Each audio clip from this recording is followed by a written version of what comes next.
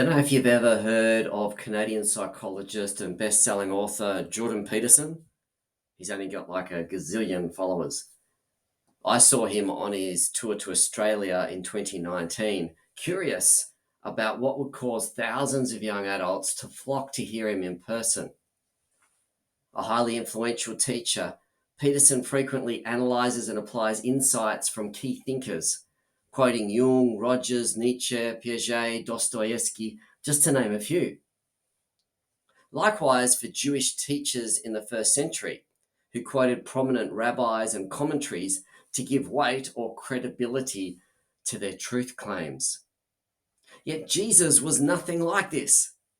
As we'll see from Mark's Gospel, Jesus introduced completely new teaching and assumed the authority to do this without reference to anyone else. Jesus' new teaching is a bit to take in. Thankfully, Mark gives us some foundational tools for understanding this teaching. First, Jesus' teaching offers a new lens. I remember when I first got glasses, the main benefit was actually going to the football or to kids' performances. It was amazing, like shifting from analog TV to 4K Ultra HD. I never realized how much detail I was missing without the assistance of lenses. Well, Jesus' new teaching offers an essential lens if we're to see what Jesus wants us to see. What lens does Jesus offer to understand life and even the Bible? The good news, or what's called the gospel. In chapter 1, it says that Jesus went proclaiming the good news of God. The time has come, he said, the kingdom of God has come near. Turn around and believe the good news.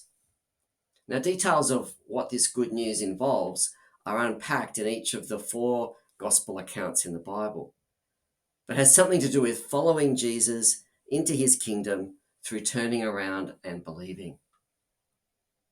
Mark's gospel can be considered an essential lens for viewing life.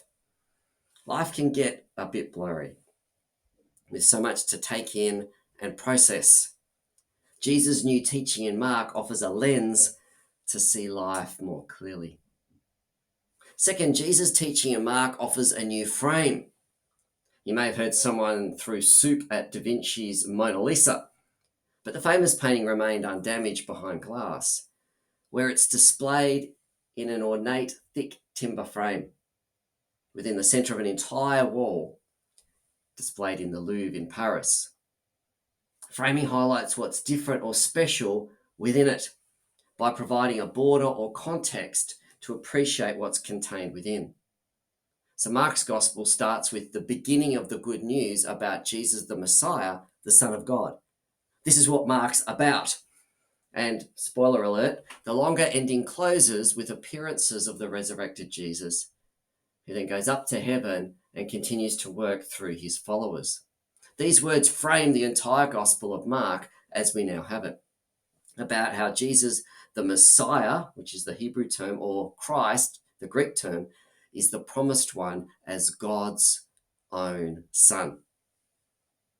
What it means to be God's Son is something of a mystery, even at times a secret, unfolding between the opening and closing lines.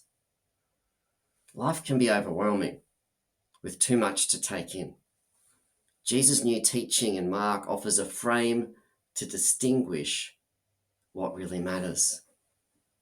And lastly, Jesus' teaching offers a focal point. The opening chapter introduces Jesus as a master teacher, one with unique authority, unlike the teachers of his day or even the Petersons of our day. Jesus' authority extends over sickness, the spirit world, even over people. What's Jesus teaching people to do? Well, we see from the way he calls them, it has something to do with following him and helping others do likewise. Now, what's the significance of all this for us? Well, how we focus matters. With Mark's gospel presenting the great news about Jesus, the master teacher, God's own Son, the lens to see life more clearly, the frame to distinguish what really matters, and the ultimate focal point for our lives. To do that, I challenge you to try reading a paragraph or 2 of Mark's gospel each day. You'll probably finish it in a month, and it might just change your life.